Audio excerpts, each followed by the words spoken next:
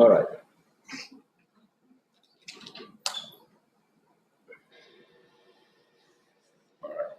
So for the hormone therapy, so it is basically talking about all those hormones which we already know about. Can anyone name a few hormones which you think? Gonadotrophins. When does that become active? Gonads. Reproductive function. Right. So reproductive functions and things like that, that's when it becomes active. For the most part, during the pre-pubertal age, they are all inactive. Any other hormones? Oxytocin. What is it? ACTH?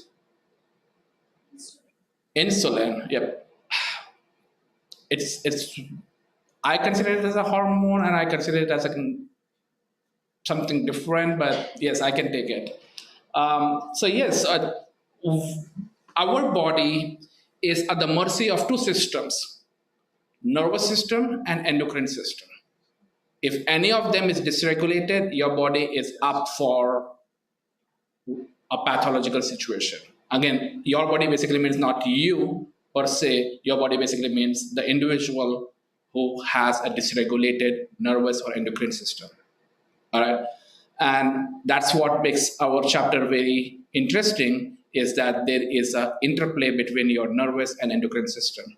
You know a lot about nervous system. We're gonna teach you more next semester when you get into the CNS module. But at this time, our focus is endocrine pharmacology.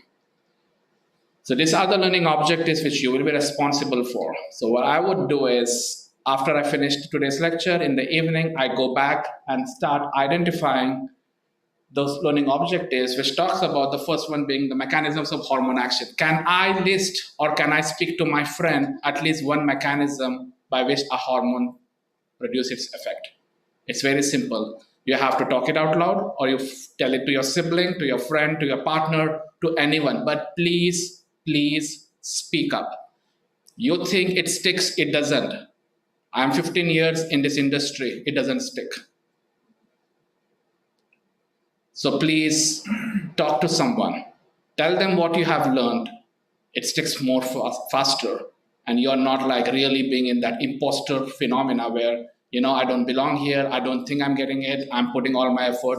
Unless you speak it up in your own language. It can be Spanish. It can be English. It can be anything. But please do justice to get this, because this is not hard. There is more of difficult concepts. So don't spend the time it needs on it. Like spend the least amount of time and then move on to difficult concepts like osteoporosis, this BPH, there is urinary incontinence and other things. And I was gonna say, nowadays we have 1.5 hours of free talking to ChatGPT. Not free talking, $20 a month. Yes. Use please. it. Yes, please talk to your buddy friend ChatGPT and get that learning across. Find someone. Hear from him as well after this lecture what he thinks about this content. Okay, you learn from me, you learn from him, you speak to him. That's how you get it solidified. Identify the key hormone axis. We talk about this every time. The HPA and HPG, they all work together. HPA is your stress axis. Hypothalamus pituitary adrenal stress axis. That's the full form of it. HPA stress axis. HPG is hypothalamic pituitary gonadal axis. And then we have your growth hormone. You need to understand what are each axis responsible for. That's all about it. Okay? Each of them has a different role to play. Analyze the molecular mechanisms. Now we are getting into the nitty-gritty of the science. I will show you one mechanism. I will show you the slide. If you can use that and apply on all the other drugs, you're all covered. Okay? But if you don't understand that money slide, which I'm talking about with mechanism, then you cannot apply it to anything else. So make sure that you remember that mechanism. And then apply clinical knowledge. So we have reasons when we use gonadotrophin hormone therapies during probably postmenopausal symptoms and things like that. So you probably should know when to apply what you learn from this hormone therapy. Okay, this is working. Good. All right, so this is again an overview of your endocrine system. So we have seen this diagram in your P1 here. All right, so let me get across. I don't know if I'm audible enough to the last benches. So we discussed about this back in your P1 year when we discussed about your endocrine organ. Endocrine organ basically it starts all from your hypothalamus, which is probably sitting in your brain. It talks to a pituitary gland. The pituitary gland is divided into two types. We have an anterior and your posterior. Easy way to remember is posterior because it secretes only two hormones. What are those? Oxytocin and vasopressin. All others are anterior. Okay, so you get that out. So your posterior lobe basically secretes just two hormones, oxytocin and vasopressin, and then all others will be your anterior pituitary gland. And what are the others? We have your thyroid, we have your ACTH or corticotropin releasing hormone, and then we have your gonadotropin releasing hormone. So what you really have to understand is this hypothalamus, and there is this portal system by which it's going to send a signal. And now this is all about message. A message when your growth, your metabolism, a reproduction need, everything is self-regulated. You are not informing your brain, please release this. Your brains have sensors inside them. Your body has sensors in different blood vessels. They send a message to the brain. This is when you should release insulin. This is when you should release ACTH. This is when you should release gonadotropin. Okay? Everything is involuntary, internally reaching its homeostasis as and when the effect is reached. What it means is whenever there is a need, the hypothalamus releases a hormone which is called as releasing hormone to your anterior pituitary gland. And in this case, the releasing hormone can be, if it is specific for thyroid, it is thyroid releasing hormone. If it is specific for your glucocorticoids, it's corticotropin releasing hormone. If it's specific for your gonadotropins, it is gonadotropin releasing hormone. That's your hormone number one. So this releasing hormone goes and stimulates your anterior lobe to release the hormone number one, which is basically the TSH, ACTH, and FS and LS. You are responsible to know these names. Okay? You have learned this in the past. It's simple. Thyroid releasing hormone goes on to stimulate thyroid stimulating hormone. This then acts on a thyroid gland to release a thyroid hormone. Examples being T3 and T4, thyroxine and thyroid. The same CRH acts on a pituitary lobe to release ACTH. ACTH then goes on to talk to adrenal cortex to release glucocorticoids. We learn asthma and COPD. It's all about these drugs helping with suppressing the symptoms and the allergy problems in the body. So it's their immunosuppressants for the most part. And we have a gonadotropin releasing hormone, we have FSH and LH, they have specific roles. They are not the same. Luteinizing hormone is released at a different stage compared to follicle stimulating hormone. Each of them acts on different reproductive organs to release different neurotransmitters, basically your hormones. Inhibin is basically a hormone, and we have estrogens coming out from ovaries. The same is true for your testes, androgens, progesterones, and estrogens. So it's basically another kind of LH than FSH. FSH is more specific for female with respect to estrogen and ovulation phase. And if you understand this, this is all summarizing all the important things. So you have your hypothalamus, which is the region in the brain that controls the pituitary gland. Then we have your pituitary gland, which is your master gland, which goes and stimulates all these different glands below it. We have a thyroid gland, which regulates metabolism, growth, and development, parathyroid, calcium levels, adrenal glands, stress response, blood pressure, and electrolyte balance. Adrenal gland is divided into two types. Can anyone tell me? Adrenal gland, if you see gland, it has a cortex and a medulla. The cortex is what releases glucocorticoids. But that cortex is again divided into zona glomerulosa, zona fasciculata, and zona reticularis. The glomerulosa is the top portion which probably releases corticosteroids, mineralocorticoids, and then finally the sex steroids. The adrenal medulla is the one which releases epinephrine for the most part. Always remember, it's not the cortex, it's the medulla which releases epinephrine. And what's your epinephrine? Fight or flight.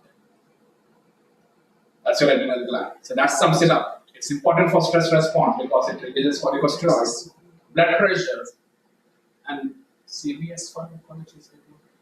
CVS, electrolyte imbalance, renin, angiotensin, aldosterone system. Okay. So blood pressure is coming from that, and then electrolyte again coming from that mineralocorticoids. Are mineralocorticoids also in the medulla? No, there are cortex. Medulla is only epinephrine. Medulla is only epinephrine. Medulla is only epinephrine. No, I said I'm not epinephrine. Epinephrine and norepinephrine. So the way I think about adrenal medulla is 80% epinephrine and 20% norepinephrine. Okay, it also releases norepinephrine, but just so that pancreas, it releases hormones. Which are the hormones pancreas releases? Alpha and beta, right? The alpha cells release, Glucagon. the beta cells release. Ovaries, they produce the two hormones, estrogen and progesterone. Okay, that is the reason we call it E to P ratio. We need both. A woman cannot survive only on one. She needs both because they both are important in different phases of her cycle. But with a man, we are only driven by testosterone. Okay, it's one of the most important hormones for everything reproductive function. This is FYI. Okay, don't break your head on it. If you don't get it, that's perfectly fine. But just so that you understand what are these glands, what are the factors which are responsible, what hormones they release, what organs they act, and what hormones they produce. So what you have seen here is in the words here. Okay, let's get through this. Somatotroph is whenever somato or somatostatin, they all are associated with your growth. So it's growth hormone. The moment you see on the exam somatotroph, it has to do something with your growth. So if the growth is out there in one of the options, if you don't know the option, please go with growth because that is the closest. So we have a somatotroph, which is basically the gland which releases factors like GHRH, growth hormone, releasing hormone, and ghrelin.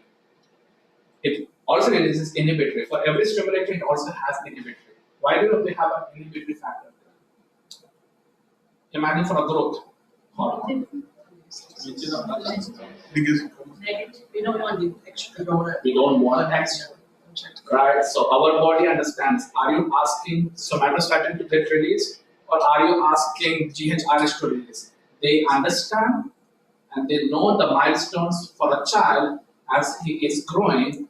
And during this milestone, this is how much it has to release. This is how much it has to inhibit. Sometimes, when a condition like acromegaly, which is like a tumor in the growth hormones, and the person is just growing in size, in height, basically, is because the synchrony between somatostatin and GHRH is not right. That is a mutation there. Okay, that's one of the reasons. But for the most part, there are milestones, and they're also genetically associated. Like my father is 5'11", I cannot become 7, right? My mother is 5'6", so I probably would be in the ballpark of combination of these two genes, right? Unless I have an uncle who is weird and I have his genes, but whichever way it works in a family, but there's also this genetic factor which interplays those things. The hormone which is getting released by the somatotroph is your growth hormone, okay? And it acts on the liver and cartilage, and it releases a factor called as insulin-like growth factor, which is also known as IGF. Did you hear this in the last couple of classes? Insulin growth factor or insulin-like growth factor. So these are the factors. It seems like insulin, but it doesn't have to do anything with your glucose, right? This is a factor which has to do more with your growth than with your glucose. So don't get confused. Insulin by itself is glucose. IGF is mostly associated with your growth. They're two different things.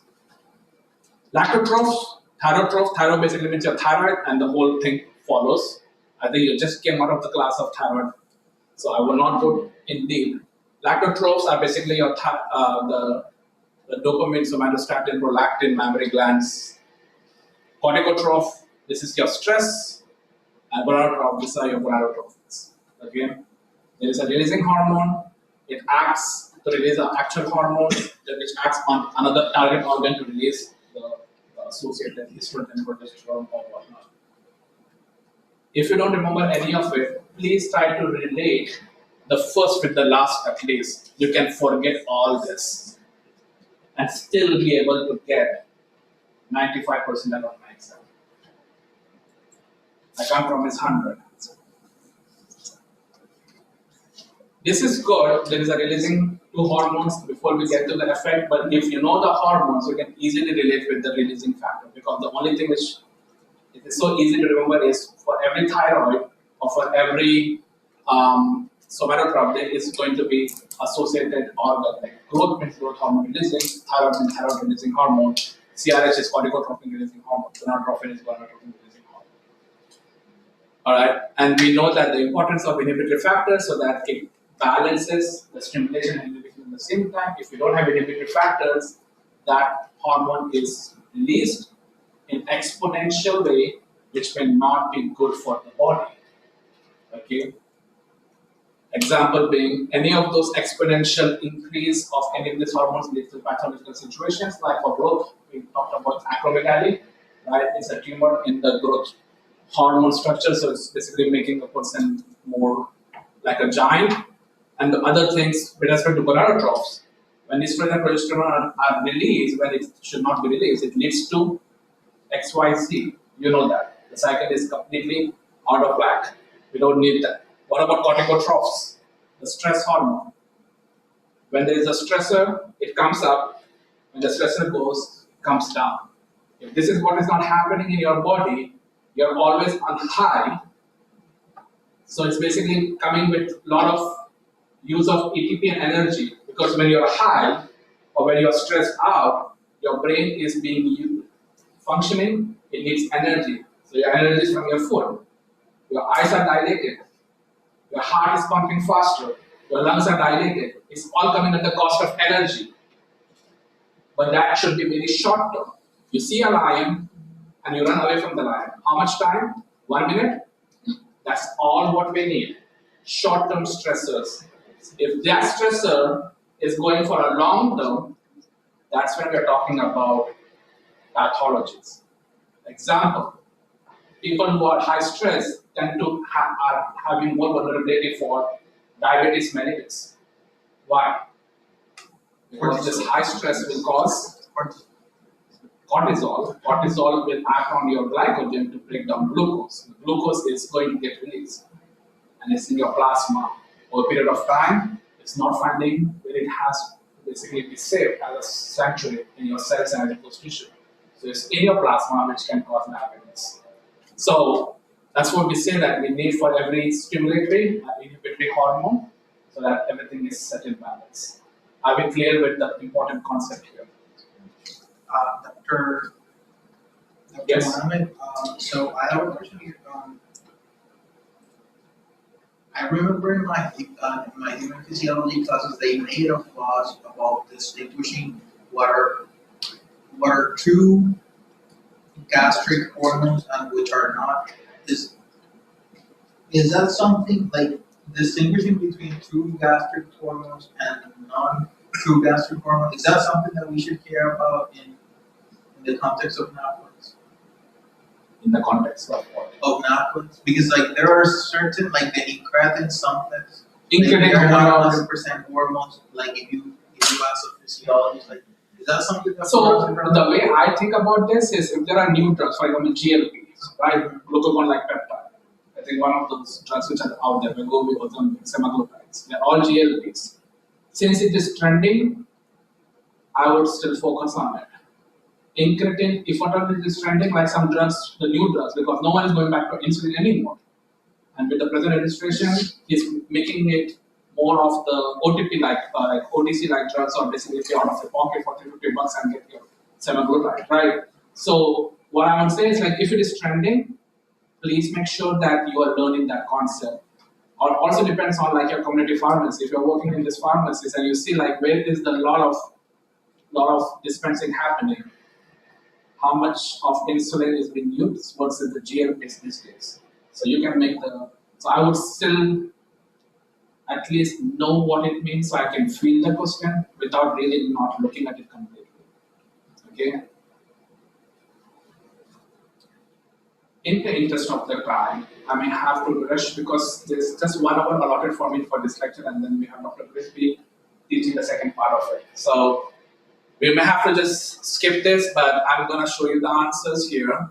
It's all basically telling you about each of these knowledge checks, like which gland controls the release of hormones throughout the body by regulating the pituitary gland. The pituitary gland is under the control of hypothalamus. It's not under the control of adrenal, pancreas, or thyroid. So read this question properly. Who is regulating the pituitary gland? It's a person above him, and he is hypothalamus. What is the primary hormone produced by testis? Testosterone. Which hormone is released by anterior pituitary? In response to CRH, it is ACTH. The pancreas produces hormone that primarily regulates of the following: calcium, metabolism, or stress. The pancreas also releases insulin to regulate blood sugar. Which anterior hormone acts on the thyroid gland? TSH. Nothing else matches with the thyroid. Which of the following statements about adrenal gland is true? They regulate calcium. That's not true. They release hormone that regulates stress. Adrenal and stress go hand in hand. That should be the answer. For the most part, that is how probably my questions will be coming in the exam. This is a slide which I felt like you need to know, and once you learn this, the other things will become very, very easy because they all follow the same logic. We're talking about the pharmacology of hormone therapy, pharmacology of any of the hormones, what should really happen. And we talk about hormone or drug, without talking about receptor doesn't make sense. So the drug has to always bind to a receptor to produce a response. This receptor we are talking about is a nuclear hormone receptor. Go back to your P1 days and remember, there were 4 different receptors: ion link channels or ionotropic receptors, G protein coupled receptors, enzyme link receptors, and the 4th one were nuclear hormone receptors. That nuclear hormone receptors is what basically we are going to discuss today. Okay? And the only reason that hormone is very, very distinct is it is not present on the surface, it is present basically below the surface. So your drug should be highly lipophilic enough that it penetrates the membrane, bind to the receptor to produce the effect. And the effect is gene transcription. Just remember this word, genetic transcription. And it happens at the level of the nucleus. So let's see this diagram, and I'm not going to spend time to teach you all of this. Whatever I'm going to teach here is in so many words here. So here we have ER basically means estrogen receptor. Okay? So we have your steroid hormone, which should be what? Estrogen. Write down. Estrogen should bind to estrogen receptor. Okay? So when a person is having endogenous estrogen getting released, that binds to a receptor. Or you take an exogenous estrogen, accordingly it will function. As soon as the steroid binds to the receptor, you see the receptors earlier, they were far apart, they dimerize, they come together. This process is called as receptor dimerization. So we have your drug and the receptor, they come together. That's dimerization. And we can also call this as conformational change. You need to know this terminology. Because initially you see how they were facing. One of them was facing on the east, other one was west. Now basically they come together. So this is like a conformational change in the receptor. So the drug binds to this receptor and it is waiting to identify on this full transcript. What is this looks like? DNA, right? So it goes and basically identifies an element on that DNA. It reads on the DNA and identifies where should I go and target so that I can get the function out of this. It cannot target the whole of my DNA. It has to identify the site where it has to act on that DNA. So as soon as that site is identified, that is basically, you understand, it comes here and it binds to this response elements. You're not doing anything, your brain and your body is doing without you telling them. So don't worry about this, that this site will not be identified properly. It does every time, and it understands that site. And you can see yellows.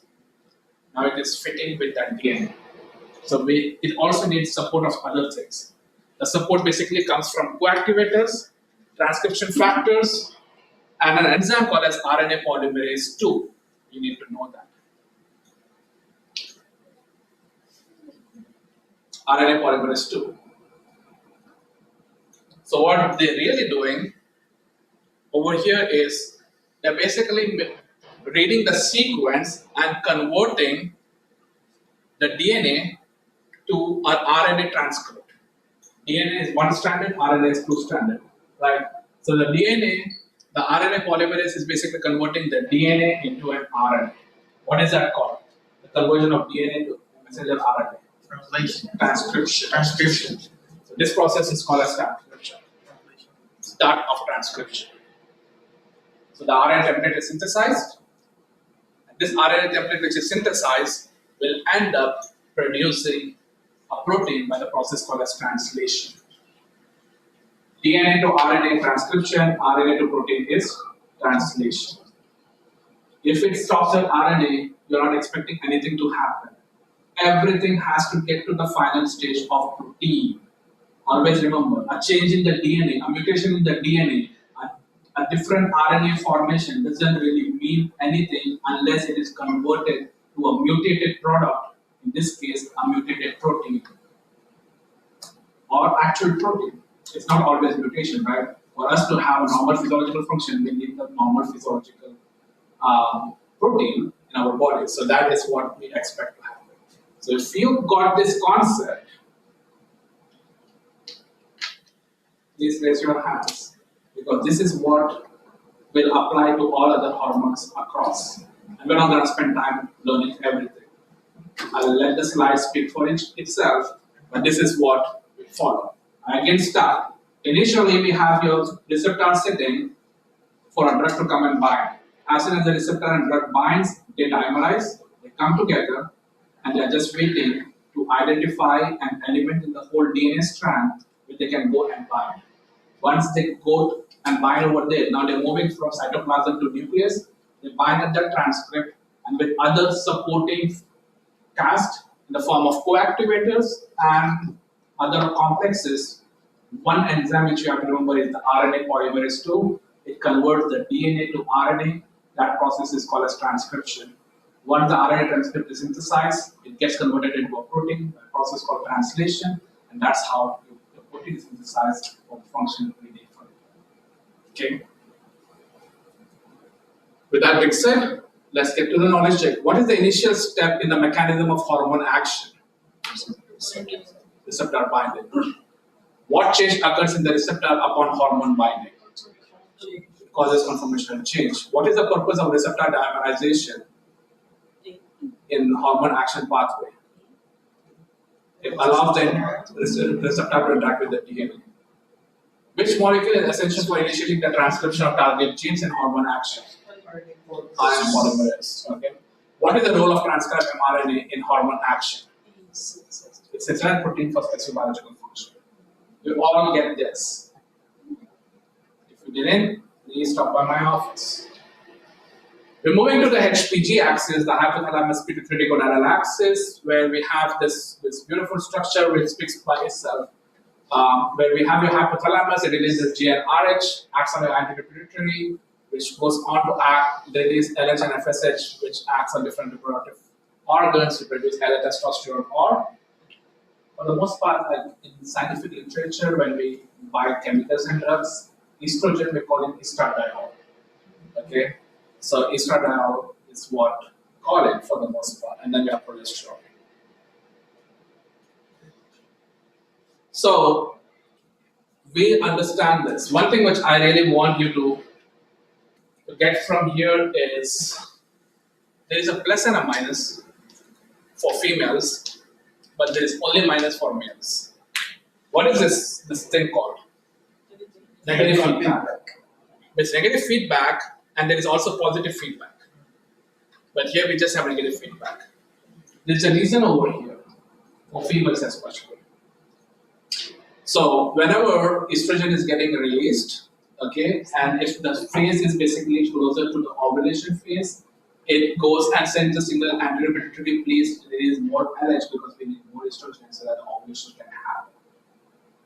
Okay, so it positively feeds and sends the message up, please release more. Okay, it is basically more physiological. Nothing something which we should be surprised about because ovulation should happen, menstruation should happen. During ovulation there is high E, during menstruation there is high P. So that's the ratio which has to basically go in different direction depending on what phase the cycle is at. Can you repeat one is high E and high P? High E is your ovulation. I won't say high P is your Progesterone. high P should not be there, but I would say it's more biased towards progesterone during the menstruation. But I know for sure that it is high E for your ovulation to happen. If a woman doesn't have, for whatever reason, her estrogen is kind of really not there yet, it's going to be very difficult for her to ovulate.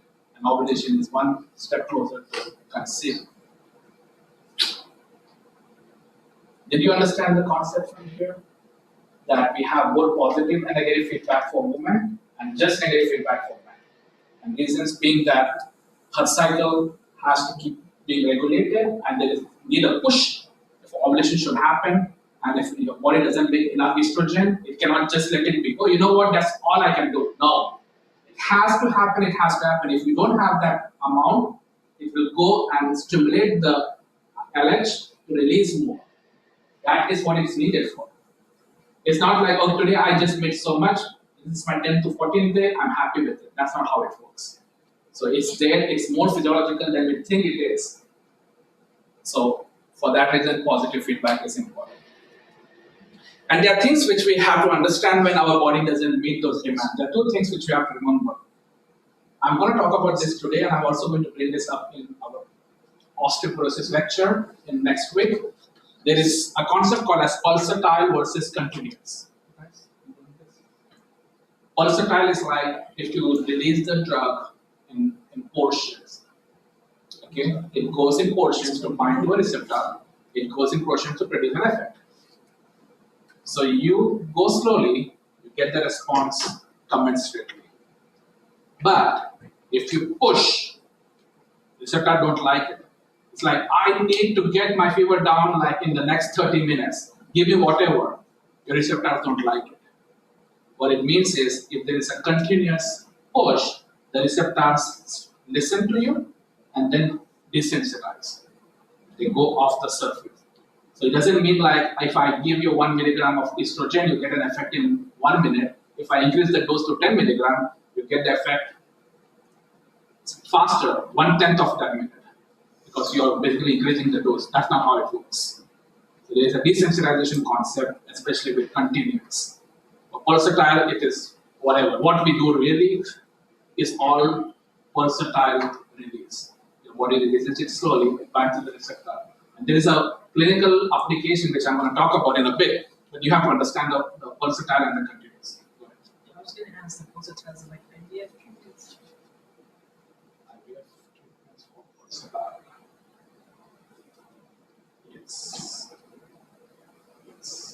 Yes, we want. So we need that to happen. The opposite of that is when we don't want something to happen. Example is precoccus puberty. What does precoccus puberty mean? So it is a very important, a similar concept question where what is the classic example for a pulsatile GnRH RH treatment? And the example which she thinks is closely related is IVF.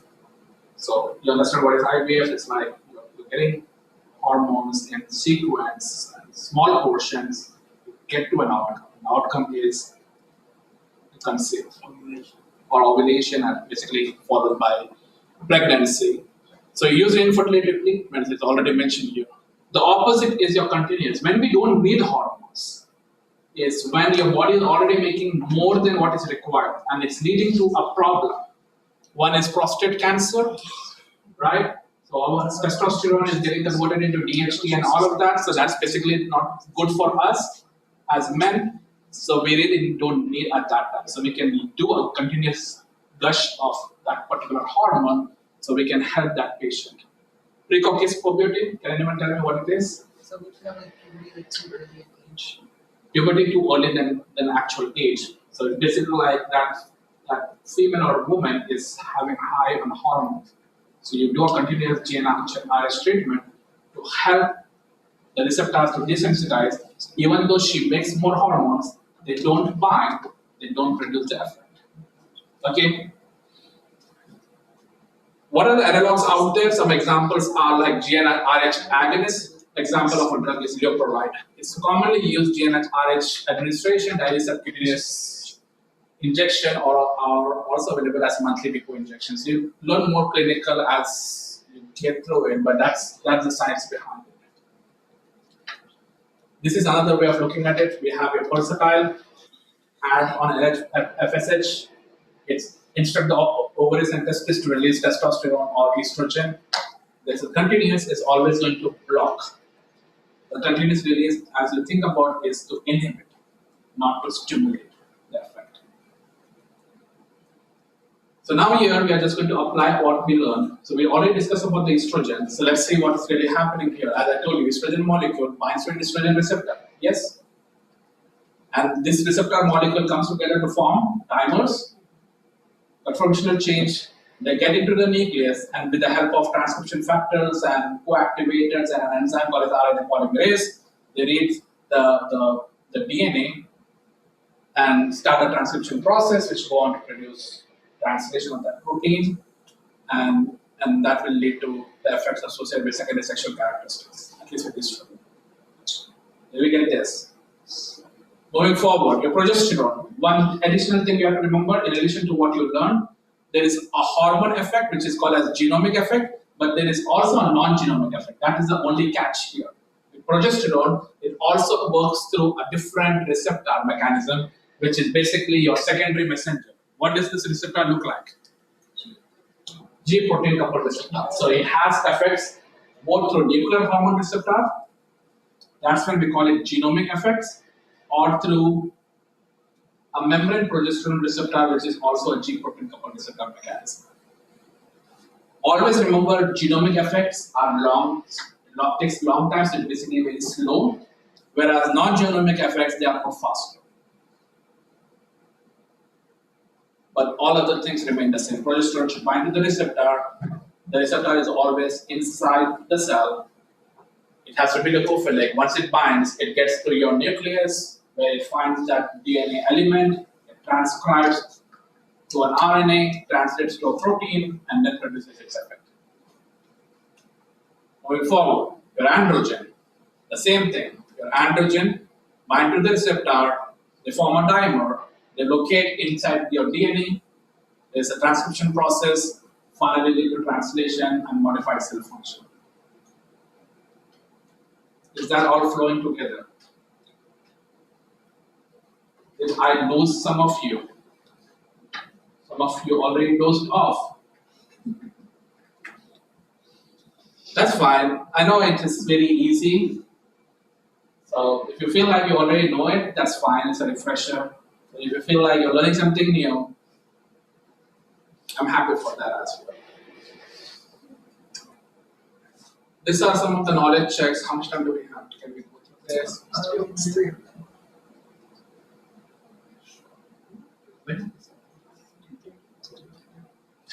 It's been 39 minutes. 21 minutes. So we still have 21 minutes. And how many slides are left? Okay, so we'll go through this rapid fire. Are you all ready? Yes. What is the primary function of HPG axis? Which cells in the anterior pituitary secrete LH and FSH? C. Gonadotrophs. What effect does pulsatile GnRH therapy have on the body? It's pulsatile. C. It stimulates. It never desensitizes, it doesn't inhibit. Inhibit and desensitization is your continuous. Okay? And suppress also is your continuous. Which type of GnRH administration is commonly used in the treatment of prostate cancer? Prostate cancer, you have to think from logic. It is more causing this cancer, so we want to suppress it. So which one now? Continuous. Which receptor complex translocate to nucleus in the action of act?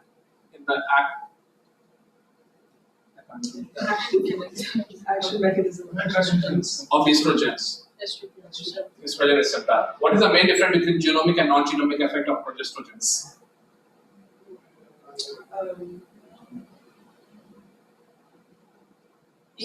There is genomic and non-genomic. What is non-genomic?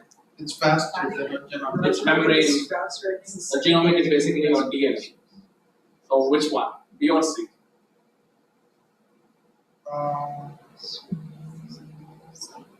Or D? Think about it. I would say Genomic effects are faster than non-genomic. Is that even true? no. Genomic effect involves secondary messengers. Non-genomic effects do not involve direct gene transcription. Yes. Non-genomic effect results in permanent changes. Never. Permanent changes is always with your DNA, not with your non-genomic effects. Okay? So the answer should be C. I know this is not properly phrased, but that is what it is. Which effect is mediated by androgen receptor activation? Androgen. Insulin, cortisol, thyroid? No. Secondary sexual characteristics. In the mechanism of action of progestrogens, where does progesterone receptor translocate to initiate gene expression? It is nucleus. It has to translocate to the nucleus. How are you guys feeling? Simple? Simple? I don't know. What can I do to make you guys up? Let's give him coffee. normal. Yeah. Just stress yourself, okay? You have a long ride for exam 2. Okay? Alright, HP axis, our stress axis, we can't forget it. Keep being reminded every day all the stressors we have to expose ourselves to, whether we like it or we don't like it, we get used to it. One of the things is like cortisol is basically the glucocorticoid which we care about. And do you think it is good or bad? The release of cortisol. It is good because it's your body's defense to a stressor. And what it does is, when a stressor is there, it mobilizes the energy stores, you fight the stressor, and then by negative feedback, is it shown here? It's all weird diagrams, I really don't like, but this cortisol speaks back to ACTH and CRH to stop the release. It's all good. What really happens is, when you keep putting yourself in a toxic environment every day, you don't like toxic bosses, the environment that you are in, big challenge, and you don't like it, and it's getting, as long as you're learning from it and you're liking it, that's a different story. But you don't like it, you leave that environment before your health takes a toll on you. So, long-term stressors are not good because it will end up leading to other complications, psychiatric complications. So, there's other things which we have to worry about, because as my cortisol goes high, it instructs my hypothalamus and ACTH to stop releasing it. And it keeps going high, at some point it gives up, just like your diabetes issue, where whatever you do every day, your blood glucose, if it is at 160 or 180, whether you eat something or you don't eat because your body is under constant stress, it will get to 160 or 180. Your body thinks that that is where is your normal. So that's when you are diabetic. It is not about your lifestyle, to some extent, yes, but it's all about how your body thinks about it. Okay? So, that's the same scenario with your cortisol, where you short stressors to get through the homework, to get through your assignment is good. Long-term stressors, basically meaning like traumatic stressors, like people who are going on like wars. Like such kind of like every day is constant. I mean, they're not humans when they come back, right? They really go to rehab, fix themselves, but the damage is done. If you remember my lecture about the neurons don't replicate, they don't divide. So whatever damage has happened to those neurons, because that's what we belong to communicate. we can't make new neurons. If we can't make new neurons, that we have is really not fixing the actual issue. It is preventing your progression to a different issue. So you've got to take care of your brain as such, and the environment you are in, less stressful, because that is what is it HPX is responsible for. It's responsible for basically helping you counter the stress by doing all the functions it has to do. It releases this cortisol, it plays a role in the blood pressure. Again, blood pressure is in combination with something else. Here we're talking about the renin-angiotensin aldosterone system because cortisol, glucocorticoids, mineralocorticoids, they work together. They manage the salt and water balance. Salt and water is important. Why? Because they contain ions like sodium and potassium. And sodium and potassium has to speak to your blood pressure to some extent. So cortisol in conjunction with. You can write that down because I think I made a change in that slide and didn't upload it. This statement, as it stands, salt and water balance, just like a small thing there, where it says like cortisol plus mineralocorticoids like aldosterone.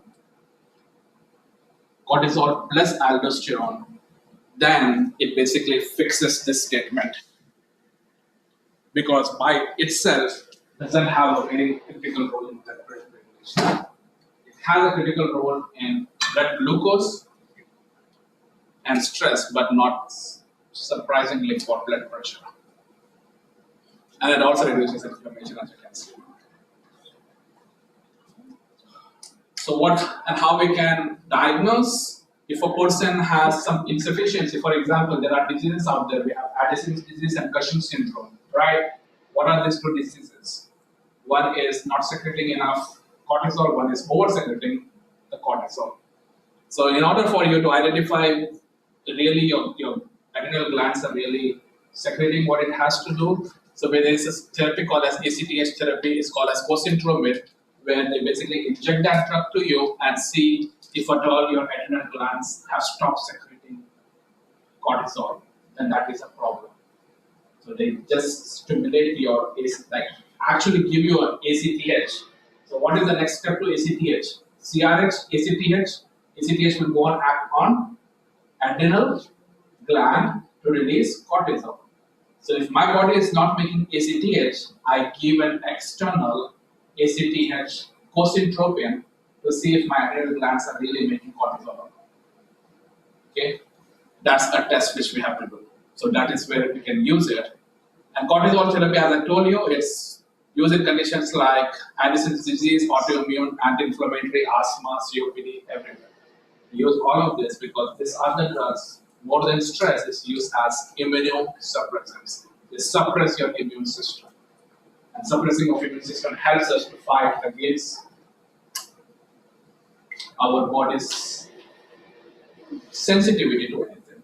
If I'm more sensitive to any allergy out there, which I was yesterday morning, for some reason I woke up, I drank my coffee, and I'm like literally having tears, like eyes feeling very, very watery, my nose is like literally very, I can't say the feeling. I had to take cetirizine.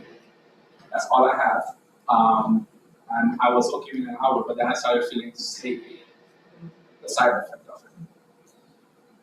So it's kind of used in most of those anti-inflammatory conditions which we really need. We saw this diagram in the past, I think probably in asthma lecture, so I'm not going to spend time here, but the idea would be like glucocorticoid has to bind to glucocorticoid receptor. Glucocorticoid receptor, they dimerize, they move into the nucleus, they identify that element, they read through the DNA and convert that into an RNA with the help of an RNA polymerase enzyme, and that would finally produce a protein which is important for anti-inflammatory effects. So some examples are here. On the other side, as I told you, this is like one pathway, right? So we get the anti-inflammatory effect, but there is another pathway which it produces, like it increases anti-inflammatory effect, and it also produces transdepression. So it's basically inhibiting this glucocorticoid receptor dimerization. So that way, all these inflammatory effects are decreased, like cytokines, chemokines, and all of that. So we discussed that in asthma lecture. So if you want to go back to it. And in a nutshell, what I would really remember from cortisol or corticosteroids is this big statement here.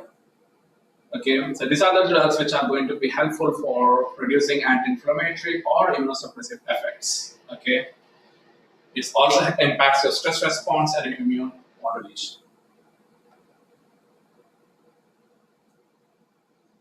Probably the last of the drugs we have to discuss, the growth hormone. This is very new for some of them here, because we didn't spend a lot of time discussing about this. So hypothalamus, as you understand, is basically the central regulator. It talks and releases growth hormone, releasing hormone on one side, and SSP stands for somatostatin, which is inhibitory. Red is inhibitory, green is excitatory. So they both get released. Acts on pituitary to release growth hormone. Growth hormone that acts on your liver, adipose tissue, and stomach to release other things. So here we are going to have its effect on adipose to cause release of free fatty acids, on the liver to produce IGF, and on stomach to produce ghrelin. You need to remember IGF belongs to liver, ghrelin belongs to stomach, and FFS belongs to adipose tissue. Please remember that. Each of them releases a specific, whatever you call it, like acids and proteins and transmitters to kind of produce a function. Once it is released and you attain the function, that's called homeostasis. It sends the signal back on different places in the brain to stop releasing the GH or the GHRH, because I have attained the function already. And the function we are looking at from here is basically the growth, development, reproduction, or whatnot. So that if that is attained, that is what will happen. If it is not attained, it keeps going back and sending the impulse. Please keep releasing. Who tells them what is good and what is not good? Your body, your age, everything is constantly being monitored and assessed in your body. Your body is the best judge for your health. That's what we say. Everything internally is so self-regulated that when we need what we need is being sensed, and the message is sent to the brain releases that particular neurotransmitter or hormone for its function. And when the function is the function is already done, it sends an inhibition and it inhibits the hormone levels. All right. I think probably the last knowledge check. Which hormone stimulates the adrenal cortex to produce or release cortisol? ACTH. What is the primary function of cortisol in the body?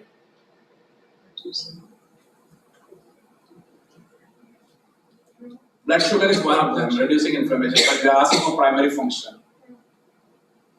Does it reduce blood sugar or increase blood sugar?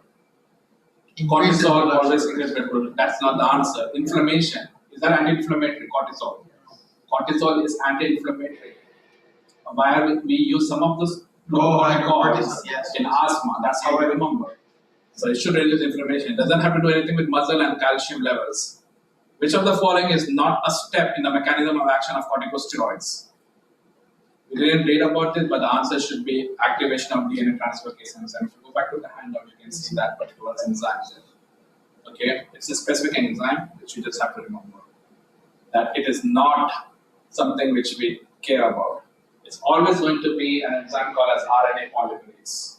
Okay, it's not DNA transferase. How does body regulate growth hormone release? Through HP axis. The negative feedback. What role does IGF play in growth hormone regulation? Does it have to do anything with your cortisol? That is out. And it has to do anything with your FFA. FFA is different, IGF is different. So I'm going to eliminate A and D. So now it is all about A, C, B and C. It acts as a positive feedback for more GH, or it provides negative feedback to reduce GH. So what role does IGF play in growth hormone regulation? When you talk about regulation, it's basically monitoring its hormone release. It's not stimulated anyway. It has to be reducing it, inhibition, when the sustained action is reached. Which factor from adipose tissue help regulate growth hormone levels? Adipose tissue, what did it release? Free fatty acids. That's all I have. Thank you. We'll pick up osteoporosis hopefully next week on Monday. But in the meantime, if you have any questions, I do have a please question. do the knowledge checks again and then go to ChatGPT. Go ahead. So the posterior pituitary, those are not axis, those are direct hormones. Which one? The two hormones in the posterior pituitary, those are direct hormones, so they're not axis.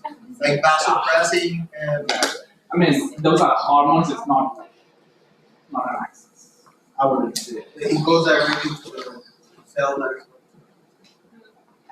I mean, it will have probably releasing hormones. It will have, but we don't consider this as an axis. It's not well established. It's very stiff. We know that oxytocin is for contraction of uterus and vasopressin is for. It's an antidiuretic hormone. Okay. Yes. So whatever the function is, the electrolyte balance. Okay. So we'll keep it there. Let's see on that. Thank you.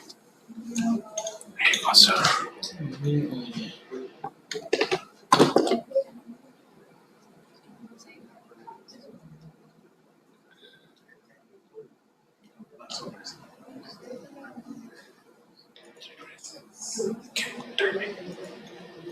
think it was just looking. I'm gonna just keep it going.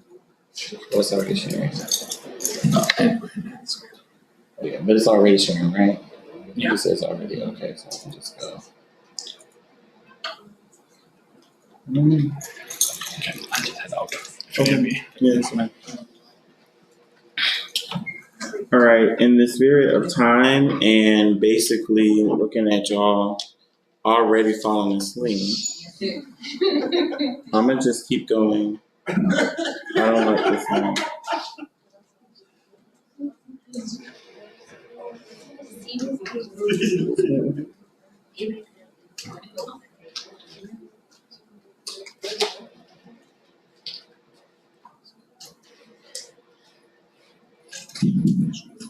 Okay, inhale. All right, so we're gonna go ahead and get started. Today's Monday. It's a good day. I'm at A1 Day 1. My advisees in the building. Happy to see y'all. So we're gonna go ahead and get started with hypogonadism and testosterone replacement therapy.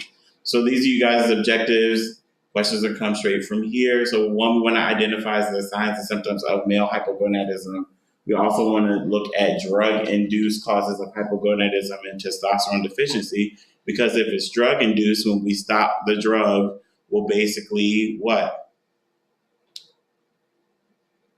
If it's drug-induced and we stop the drug, we cure the problem. I have always required y'all to talk to me. I don't care that it's 3:30. Y'all still have to talk to me if y'all want to go home. That has never changed. We're going to design a treatment plan for a patient not eligible for testosterone therapy and what other agents we use in those cases. Describe the advantages and disadvantages of the different testosterone formulations. There's a lot of different formulations, delivery systems that we're going to go into. I'm going to talk about appropriate patient counseling regarding testosterone therapy.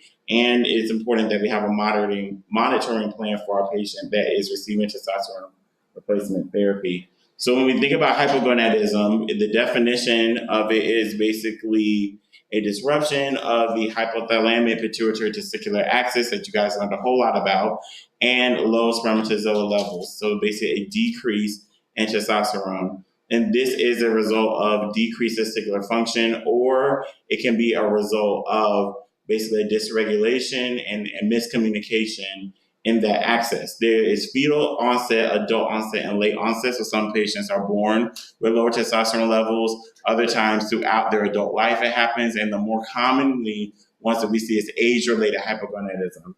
Higher prevalence in older men and poor health with a lot of metabolic issues or metabolic syndrome. So metabolic syndrome is a combination of what three main diseases? Hypertension, diabetes, and hyperlipidemia. Correct.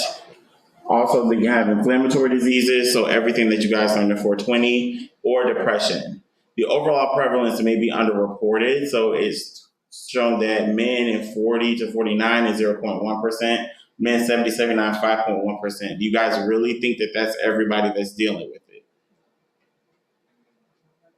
No, it's underreported.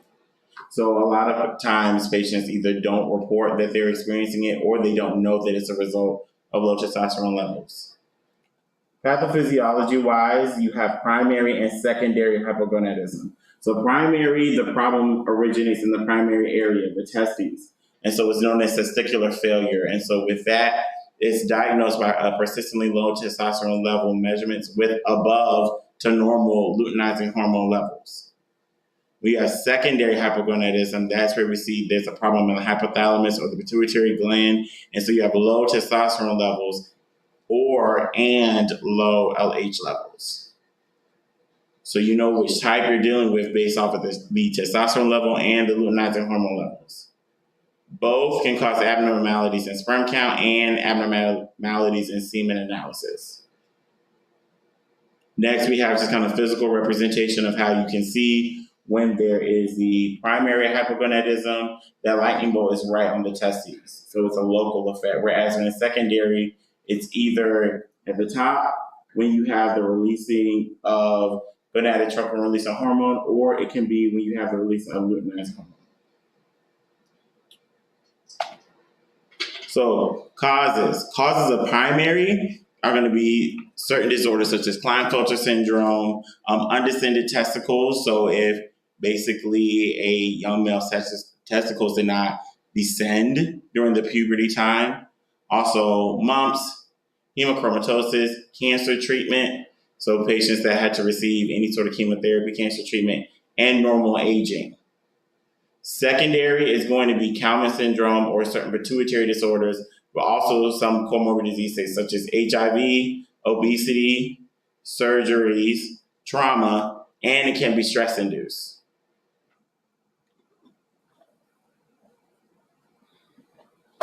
This key slide right here are the medication-induced hypogonadism. So if patients are on glucocorticoids, anabolic steroids, opioids, certain anti-epileptics, 5-alpha reductase inhibitors, or drugs associated with hyperprolactinemia, they will sometimes have medication-induced hypogonadism. So if you look at this slide, some of these drugs y'all haven't had yet, so I can't put them as answer choices. So for the test, if you just focus on what drugs you have had or you do know about, then you probably know which one to pick.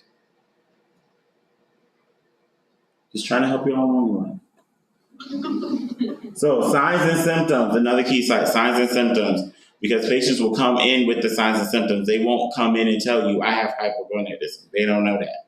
Some do, they'll surprise you, but most of them don't.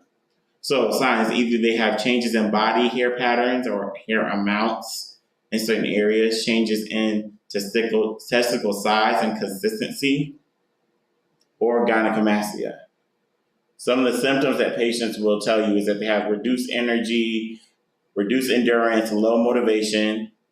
They can be dealing with erectile dysfunction, reduced libido or infertility issues, diminished work and physical performance. They used to be able to do XYZ. Patients will come in and they'll be like, I used to be able to lift this much, and now all of a sudden I went to the gym, I couldn't throw it up, my homies was laughing at me, all that type of stuff. Y'all laughing, this is what people tell me in real life. Loss of smell, depression, poor concentration, memory impairment. Yeah. Gynecomastia, is that hypo or hyper? Is that what? Gynecomastia, Mm-hmm. a symptom, a sign of hypo? The whole lecture's on hypo. So hyper, you mean too much testosterone? When you say hypo or hyper what? I thought it's when you have too much testosterone that you get gynecomastia. Just wanted to clear that. No, because gynecomastia is male breast tissue. So no, if you had, I understand what you're thinking. Hyper, you see more like chest development, and so like if let's say a patient's like lifting a lot, or you see more muscle development in the area, but we're not talking about muscle development. I'm not good at anatomy, so there's muscles here that you're supposed to do, You're supposed to know. Pecs. There you go. Pectoral muscles. So we're not talking about increase in pectoral muscle. We're talking about actual like glandular breast tissue. Okay. So similar to like a woman's breast tissue, but they will be in a man. Well, sex at birth, male sex at birth, female sex at birth.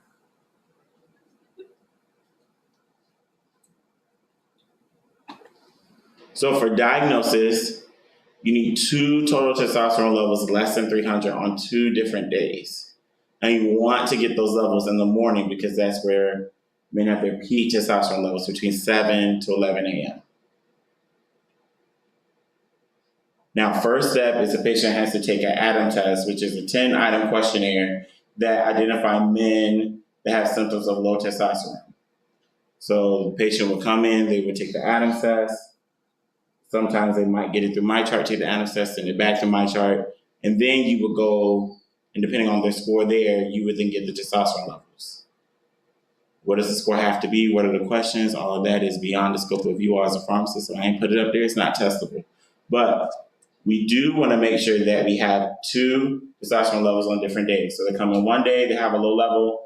We're like, hey, it was low today. You're going to come back again or go to LabCorp, get another one, and then we look at that. They need to have the low level plus signs and symptoms of low testosterone to get a clinical diagnosis. So if a patient is feeling fine, has no signs, no symptoms, has low testosterone levels, that doesn't mean that they have hypogonadism. That means that they had a low level. But if they have signs and symptoms plus 2 low levels, then that is a clinical diagnosis. Go ahead. And then the name makes me think that there's like lower testicular mass. Like, is that part of the requirement, the size of the testes? Only if there's been change in size of the testes. So if there's been shrinkage or there's disproportionate sizing, and that's all of a sudden, then that can be there. But sometimes the patient's testes are the exact same size they've always been, but the levels, so yeah.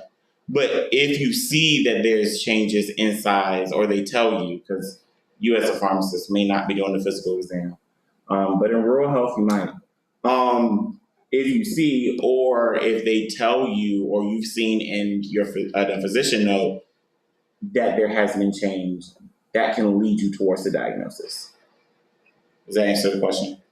Good question. So, treatment pearls is that asymptomatic patients do not require treatment. So if they're asymptomatic, they don't require treatment. Symptomatic patients with normal testosterone levels will not see any symptomatic relief from testosterone supplementation. So if they're symptomatic, but their levels are fine, they don't get testosterone because they'll just be injecting themselves, taking a pill, putting on gel, to no avail. So if they have normal levels, but they have the symptoms, that's a differential diagnosis. Something else is going on. So like if they're saying that they're feeling depressed, but they have normal levels, then they don't have hypogonadism, they have depression. Treat the depression. So this is a good way also to rule out things. If you see normal levels, then just treat the disease that's in front of you. Also, patients actively trying to conceive should not be started on testosterone because spermatogenesis is delayed for up to 6 months to 1 year after therapy.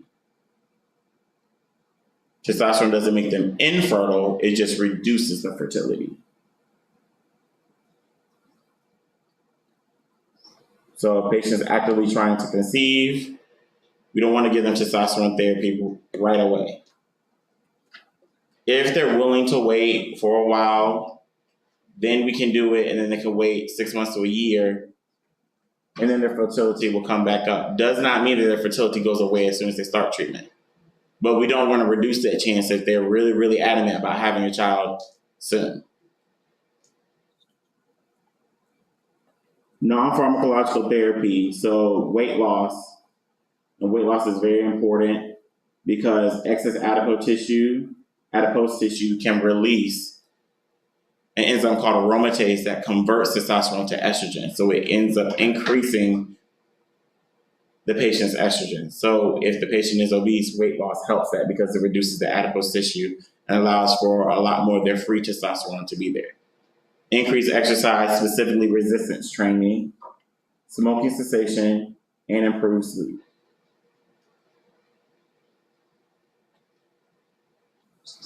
Our treatment options. So we have clomiphene citrate, we have HCG, or human chorionic gonadotropin, and we have testosterone replacement therapy. We're starting with clomiphene. It is a selective estrogen receptor modulator. And so it binds to estrogen receptors in the pituitary gland and the hypothalamus. And so by binding those receptors and modulating them, it increases testosterone production because it prevents that conversion of testosterone to estrogen. It's considered first line in hypogonadal men who want to maintain their sperm count and fertility.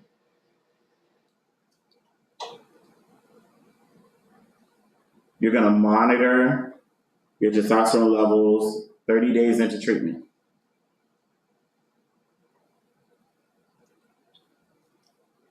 Side effects can be headache, visual disturbances, mood instability, gynecomastia.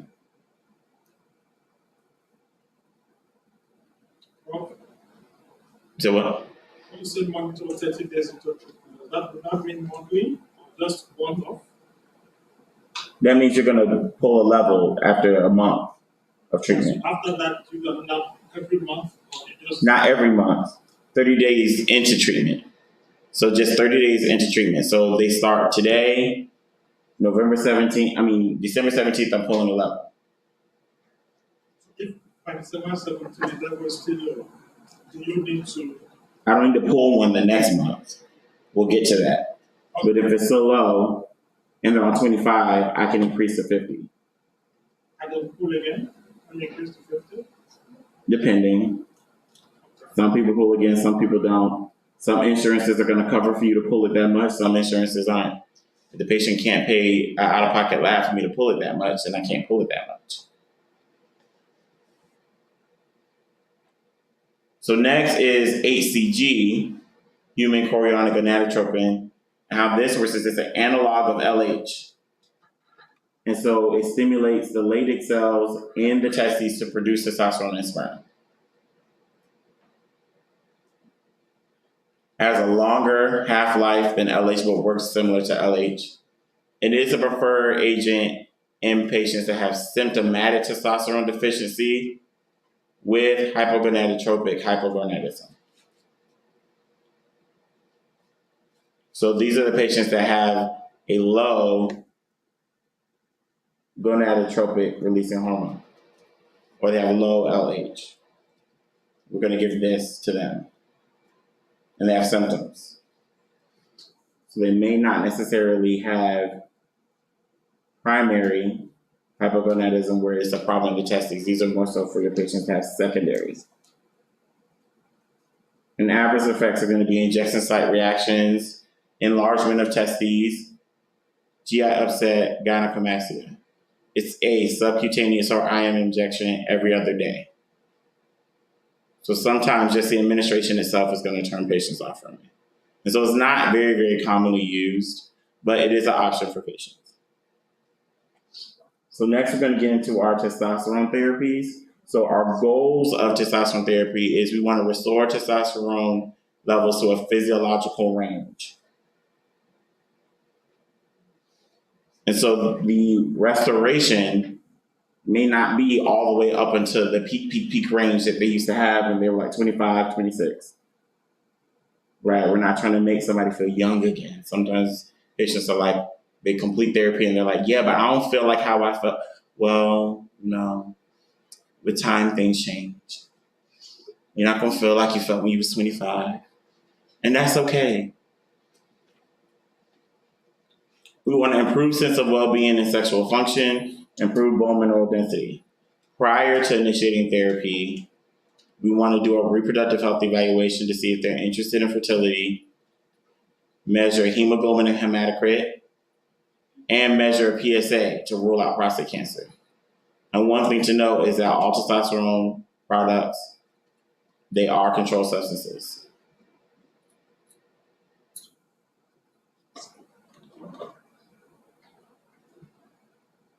So, clinical benefits of testosterone. It may help with erectile dysfunction, low libido, anemia, bone mineral density, lean body mass, and depression symptoms. Where there's inconclusive benefit is cognitive function, diabetes, energy and fatigue, lipid profiles, and quality of life measures.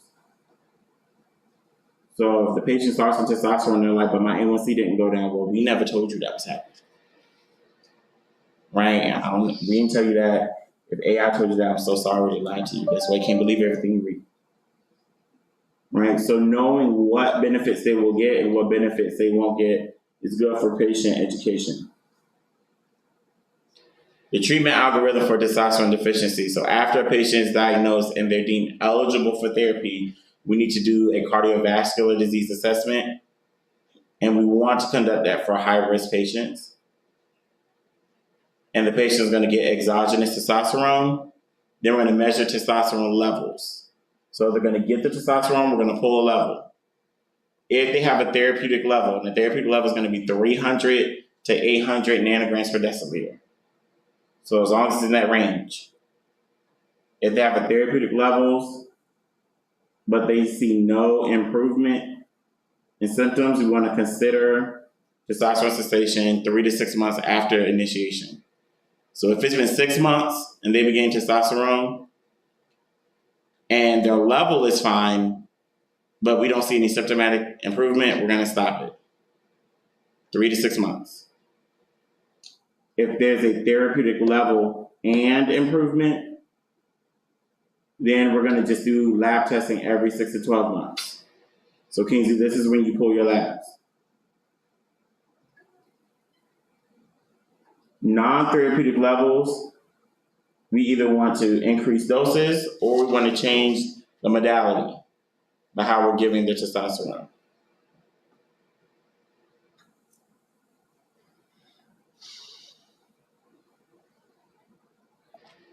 So this is our first formulation. So it's the Androderm patch. The administration is there. Counseling points is that they do not apply the patch to the same site for at least 7 days. So they apply it every evening. They've got to change sites. They need to remove the patch before an MRI. Advantages: this mirrors normal testosterone level fluctuations throughout the day, but there are skin reactions in approximately 1/3 of patients, which leads to discontinuation.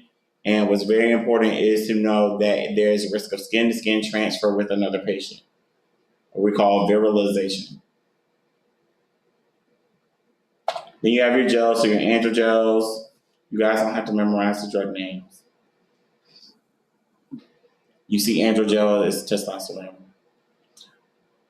The thing with the gels is they have different areas that they can be applied depending on the brand. They have to apply at the same time each morning. It is flammable until dry. So they can apply it and then be trying to use hair dryer, curling iron, and can't be doing that. Gotta separate that. Wash hands after application. They need to wear clothing over the application site. And they have to wait 2 to 6 hours after application before they shower or swim so that they get maximal absorption of it. Less skin irritation compared to the patch, but still risk of that skin-to-skin transfer. And also there can be an odor at the site of application. We then have our oral tablet, Jatenza.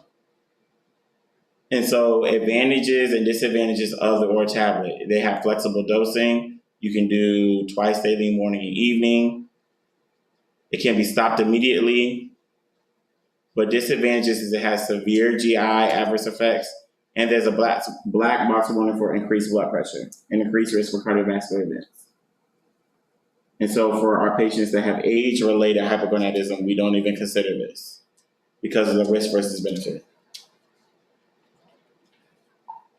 Injectable testosterone is our most common one. So depot testosterone Avid, all of these. They're either IM or sub-Q. There's one sub-Q auto-injector. IM is going to be in the gluteal muscle. Sub-Q is going to be in the abdomen. For depo-testosterone and dalatestrel, the disadvantage is injection site reactions, fluctuations, hormone levels, and increased hemoglobin and hematocrit.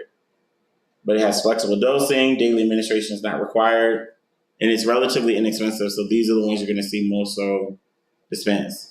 Xiosed is self-administered, also not daily. There has been burning and erythema at the injection site, and there's also a black box warning for increased blood pressure. Avid has less frequent injections, but has an increased risk of pulmonary microembolism, anaphylaxis, can be given at home, and there are REMS programs against it, and has a large volume of injection. And there are other alternative ones. You have Testapel and Atezo. One is a nasal spray, but that's 3 times a day. Another one is a pellet implant that's sub-Q every 3 months in the buttocks, lower abdomen, or thigh. Atezo must be primed and may be difficult with men for allergies purposes. Also, patients should not blow their nose or sniffing 1 hour after administration. So, Dr. Gracie, you gave us all this different stuff. You told us not to know the drug name. You really talked over the charts. I don't know what to do, and we have a lot to study for, and it's Christmas. I got you. So, the things you need to focus on are mainly the advantages and disadvantages of each drug for the life of you and for the life of me. Do not give a patient with high blood pressure any of the drugs that say that you can't give it to a patient with high blood pressure. Will the question be a patient that has high blood pressure? And I will put these drugs up here with the different formulations and be like, which one should you remove or can you not give? Probably. But I will hope you will pick the right one because we went over it. And I said it on the recorded mic. I ain't even stopped the recording. Thanks so much. I love y'all. So adverse effects of testosterone, acne and oily skin. If the patient has BPH or urinary incontinence, this is going to exacerbate their symptoms. That's why you get a PSA before you start it.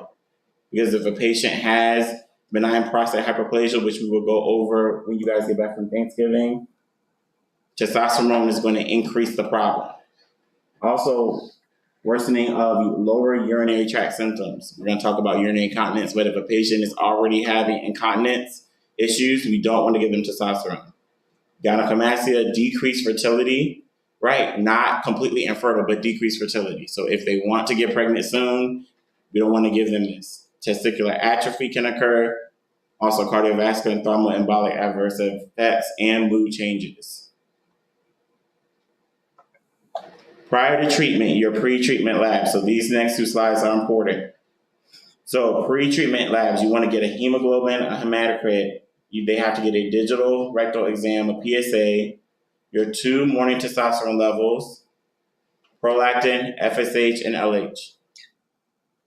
After they started treatment, 1 month after initiating treatment, so that 30 days to get a morning testosterone level. Kingsley, here you go. If a dose adjustment is required, so let's say you pull it, it's low, you increase the dose. Then that next month, because you increase the dose of the testosterone, you need to get another one. If you did not make a dose adjustment, meaning they were within the optimal level, you don't have to pull it. But if you made a dose adjustment to their testosterone, you want to pull it again, 30 days after. You're going to continue adjusting the dose until optimal level, so 450 to 600. 3 to 6 months after optimizing the dose. So if you had to increase the dose, it's 3 months from the time where you got the highest dose that you could give them. You're going to pull testosterone level, LFTs, the lipids, PSA, digital rectal exam, hemoglobin, hematocrit. And that's during the first year. testosterone levels every 6 to 12 months. And then annually, after that first year of therapy, you're going to get all of those things. What was the question look like? You're going to have a patient that's been on testosterone therapy. I might say they've been on for 2 months. What would you pull?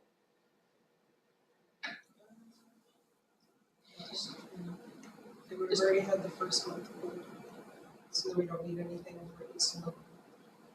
So if I ask this question, they would have to basically have low levels after the first month in order to require you to pull something the second month. So you would pull a level.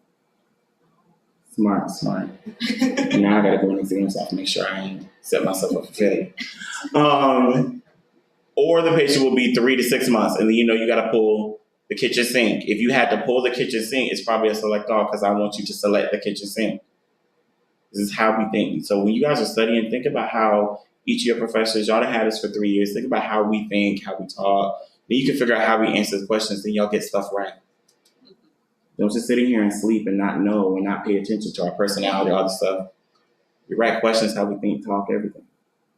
You be like, he gave us a list. Dr. Grigsby gave us a list. He's a minimalist. His slides don't have a whole bunch of information on it, or he gives us charts. If he gave us a list, he probably wants us to pick stuff from the list. You're correct. So think like that. This is why I'm not giving nothing back. Don't email nothing. I done told y'all so much stuff on the mic. I ain't giving nothing back. Clinical pearls. So you want to consider clomiphene or ACG in men who wish to maintain fertility, right? We don't want to decrease their fertility. We want them to stay completely, fully fertile so they can have their child. Available therapy depends on the LH levels. High LH equals testosterone therapy. Goal of treatment is going to avoid testosterone above the normal range, right? This is not the time where we're trying to overshoot. This is not the shoot for the stars moment. We want you within the range. If we get you within the range, we're there. And failure of a testosterone level improvement after 6 months, you want to discontinue therapy. When it comes to your formulations, gels avoid peaks and troughs that happen with injections. So if the patient wants to have a consistent level of application, your gels are going to avoid the peaks and troughs. If they don't mind the peaks and troughs that come with them, they can get the injections. The gels require daily application, and you can have that transferred to others. The one of the gels also be true for the patches. What are you saying? Well, I'll give you second, Kingsley, and Jose first.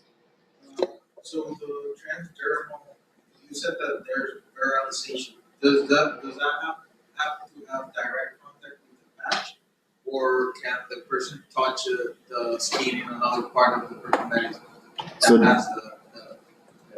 So good question. That is direct with the patch. So if they touch the patch, they can experience it. Just like if they touch the gel, they can experience it. So that's why patients are encouraged to wear clothing that covers it. And you'll see, if you ever see the patch, it's all boxed up and everything, they say do not touch until ready to use. Go ahead, Kingsley. I was asking that since we avoid peaks and troughs with synthetic gels, would that also be true for the patches? The avoiding the peaks and troughs? Yes. Not necessarily with the patch, because the gels, they avoid the peaks and troughs because you put it on and it just absorbs. And so whatever you put on, that's what you're getting. The patch has somewhat of like a release system, so you can have somewhat of a peaks and trough. Not as much as you will with the injection, because it's still going through another medium, the patch, whereas the injection, you literally are giving it directly. But yeah. Good question. Injections produce variability, which is comparable to bodily function. Gels are preferred for like lifestyle, but injections are more affordable. So you really just have to have that conversation with your patient about what do you prioritize. One more question, bro. Yeah. For the gels, you said you need to leave it on for about 1 hour before it's swim. 2 to 6. What about the patches? Are they swim with the patches? Can you swim with the patches? My gut feeling is no. Do I have a study to provide you? No. Will I send one out? Yes. But my gut feeling is no. But my gut feeling never treated nobody and hasn't been in the study, so I will send you correct information.